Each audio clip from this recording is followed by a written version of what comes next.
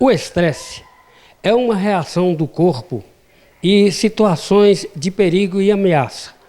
Todo mundo fica ou já ficou estressado às vezes. O estresse, que antes desse nome mais bonito, mas nada acalentador, poderia também ser chamado de impaciência, agoniado ou cabeça quente, no linguajar bem popular aqui do nosso Nordeste. E nós iremos conversar com a doutora Eduarda Gomes. Doutora, o que causa o estresse? Bom, o estresse realmente, como você falou no início, é uma reação comum do organismo. Então, todo ser humano ele tem picos de estresse, digamos assim, por natureza. O que mudaria, digamos assim, o que seria essa causa desse estresse com essa carga negativa, né, que é o que nos preocupa, seriam possíveis mudanças muito grandes de rotina, por exemplo, é uma causa, mudanças de rotina, mudanças de atividade, pressão, muitas vezes no ambiente de trabalho. A gente sabe que a gente está vivendo atualmente com uma lógica muito rápida. Digamos, com a tecnologia, tudo é muito rápido, tudo precisa ser muito ágil. Então, quando alguma atividade, quando algum processo não segue esse fluxo tão rápido assim, surge uma pressão, surge uma preocupação, por exemplo, com o tempo que a gente vai levar para fazer isso, e essa resposta do organismo ao estresse começa a surgir de forma mais significativa. Então, isso é o que faz com que atualmente as pessoas sejam mais estressadas. Esse hiperestímulo, digamos assim, essa estimulação excessiva que acontece no ambiente de trabalho, no ambiente social, na vida comum, digamos assim. Doutora, como se deve lidar com o estresse? Um assunto tão recorrente hoje em dia. Uma forma bem bacana para que a gente consiga lidar com o estresse, digamos assim, é manter uma vida minimamente saudável. A gente sabe que muitas vezes na nossa rotina a gente negligencia momentos de lazer, momentos que a gente consiga promover alguma atividade física, e esse negligenciar, digamos assim, dessas atividades acaba aumentando, digamos, a nossa pressão, a nossa carga de estresse aí. Então, uma vida positiva, uma vida que a gente consiga ter momentos de lazer, uma vida que a gente consiga ter tempo realmente de qualidade. Por exemplo, muito tempo ninguém tem. Quem é que tem muito tempo hoje em dia? Mas se a gente tirar ali meia hora para fazer uma caminhada, para fazer uma atividade física, para ter um tempo de qualidade com nossa família, a gente começa a lidar melhor com esse estresse aí. A gente começa a eleger prioridades, digamos assim, de atividades que precisam ser feitas e que devem ser feitas.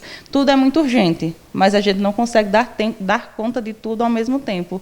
Então, a gente precisa priorizar o que é mais importante, o que é mais urgente naquele momento, e a partir daí distribuindo nossas atividades para manejar melhor a pressão que a gente recebe e aí sim conseguir diminuir um pouquinho desse estresse. Doutora, de que maneira o estresse pode afetar a nossa forma de vida? Bom, como ele é uma resposta comum do organismo a atividades que propõem uma mudança de rotina, é uma resposta do organismo. Mas como é que ele prejudica? Quanto mais estressado ou quanto mais pressionado o ser humano se encontra, mais dificuldade ele vai ter para lidar com as emoções e com as situações do cotidiano. Por quê? O estresse ele vai trazer um cansaço mais significativo. É um cansaço que, por mais que a pessoa tenha um sono extremamente reparador, extremamente longo, digamos assim, ele não vai ser reparador. Então, ele continua presente ali. Então, o cansaço, uma fadiga, uma dor no corpo, muitas vezes, dor de cabeça, taquicardia, sudorese, ele começa a trazer diversos sintomas que são físicos e, consequentemente, vão trazer um cunho psicológico, que são possíveis doenças psicossomáticas, como a gente fala mais hoje em dia. Então, ele tem esse rigor negativo, digamos, no nosso cotidiano. Doutora, fazendo um preâmbulo, por exemplo, o divórcio, a perca de um ente querido, o emprego, isso também pode acarretar formas de estresse?